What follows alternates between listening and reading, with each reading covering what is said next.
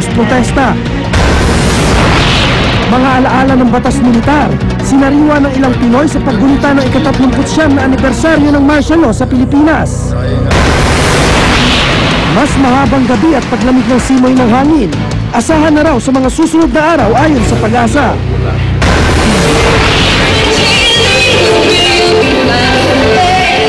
American Idol Season 10 finalists humataw sa unang gabi ng kanilang two-night concert. The Twilight Saga star na si Nikki Reed, todo suporta sa kasintahan si Paul McDonald. Huwag pahuli, tutok na sa unang balita. Magandang umaga, narito na mga unang balita.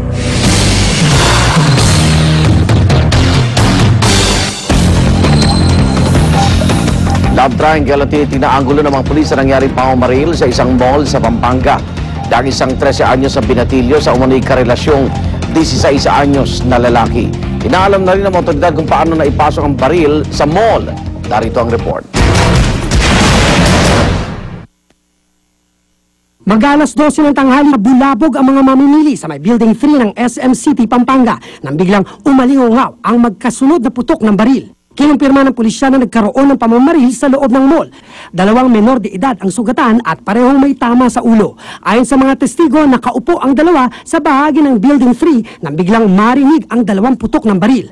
Matapos nun, nakita na lang nakadapa at magkatabi ang mga biktima. Na-recover sa crime scene ang 2 basyo ng kalibre 22 na baril at isa umanong suicide note. Base sa impormasyon ng mga pulis na binigay sa SM Management, isa raw crime of passion ang naganap sa pagitan ng 2 menor de edad na lalaki. Hindi raw naging pabaya ang SM sa pagbibigay seguridad. Pero sadyang napakaliit daw ng baril na ginamit at mahihirapang ma-detect kahit ng metal detector. Nagsasagawa na rin daw sila ng sarili nilang investigasyon.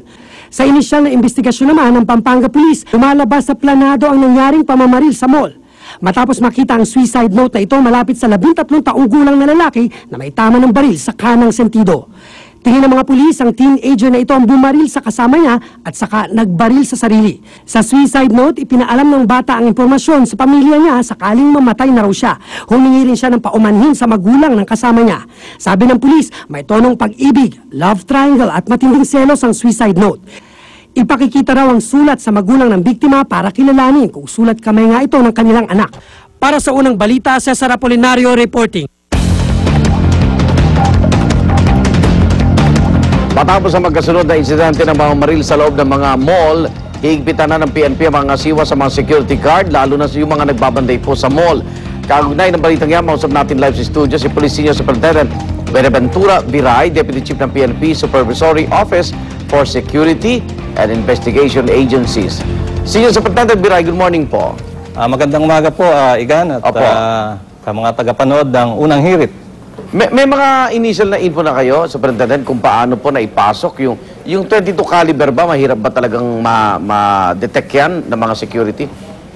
Sa ngayon po ay patuloy ang investigasyon ng Pampanga Police sa pangyayari at sa amin naman pong opisina ay nagbigay na po kami ng direktiba sa mga private security agencies, lalong-lalo na sa mga naka-post sa mga malls at sa mga lugar na maraming tao na higpitan ang kanilang access control, kung tawagin po namin yon. Opo. May pananagutan ho ba dito yung management ng SM? Alam niyo po, yung pangyayaring po yun ay indikasyon na meron silang dapat na reviewin sa kanilang security procedures na pinatutupad sa kanilang mall at ganun din, kailangan evaluate po siguro nila yung kanilang mga security providers, yung mga private security agencies na nagbabantay sa kanilang establishment. Okay, yung 22 caliber ba hindi mapapakinggan o walang tunog pag pumasok sa metal detection ng mga makina, Superintendent Viray? Opo, amin pong direktiba ay kailangan po ay may mga metal detector po sila. At ang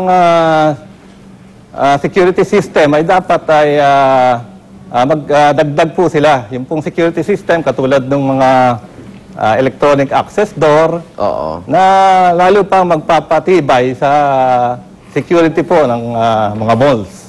Actually, yung ano yung hawak-hawak din na metal detector, hindi rin kaya yatang tumunog kung ang dala mo maliit din na uri ng baril kagaya ng 22 caliber. Opo. Okay, isa sa ilalim mo ba ng PNP sa mga refresher course itong mga security guard, yung mga security agency po sa mga mall, Superintendent Biray? Ang mga security guard po, bago po mabigyan ng license ng aming opisina, ay nag-a-undergo po ng mga training.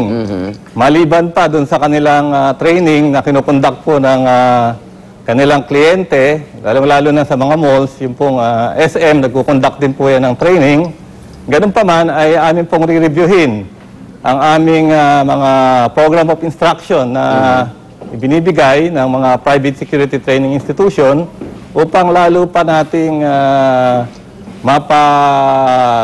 dagdagan ang skills ng ating mga security guard, lalong-lalo na doon po sa access control, yung pagpigil doon sa pagpasok po ng mga illegal sa mga establishment. Okay. Maraming salamat po, Police Senior Superintendent Benaventura Biray, Deputy Chief ng PNP Supervisory Office for Security and Investigation Agencies. Maraming salamat din po, Igan.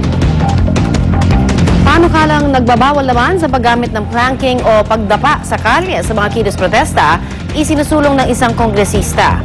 Mariin namang tinututulan ng mga militanteng estudyante ang panukala. Naritong report ni James Velasquez.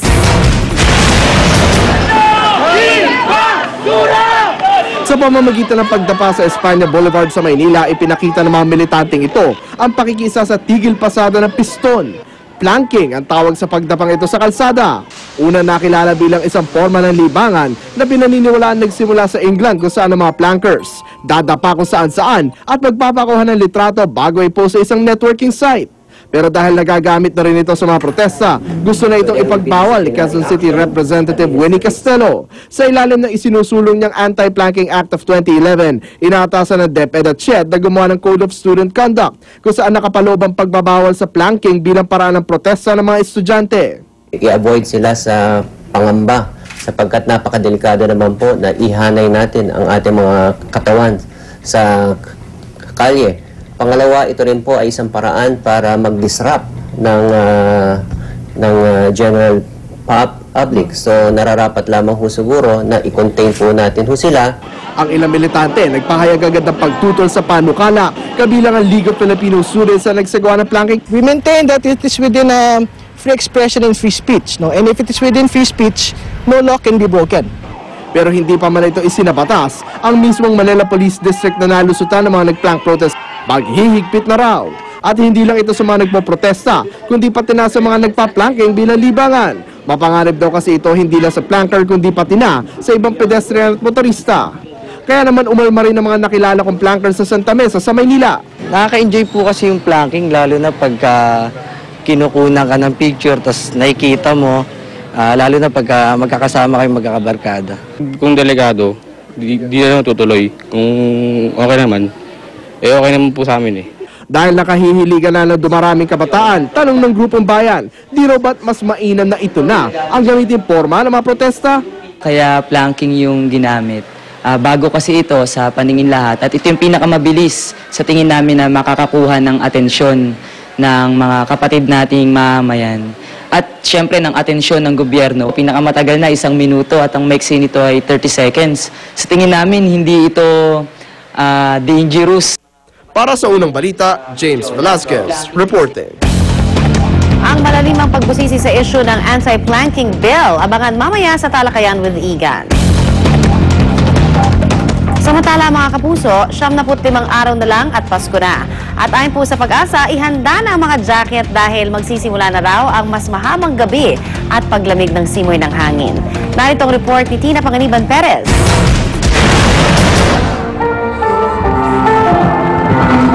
Nagsimula na magkulay Pasko, ngayon nagsimula na ang Burr months. Pero sa mga susunod na araw, hindi na lang mga pailaw at dekorasyon ang magbibigay sa atin ng Christmas feel. After the September 21, umpisa naman haba ang gabi. Minsan seconds o kaya 1 minute. Pero habang tumatagal kasi, palaki ng palaki yun. So alas 5 kung minsan, pagdating ng December, madilim na. At ang mas mahahabang gabi, sasabayan daw ng paglamig ng simoy ng hangin dahil sa pagpasok ng hanging amihan pagsapit ng Oktubre. Panahon na naman para ilabas ang inyong mga jacket at sweater sa pagdating ng tinaguriang bad weather na masusulit daw natin hanggang Pebrero. May kalamigan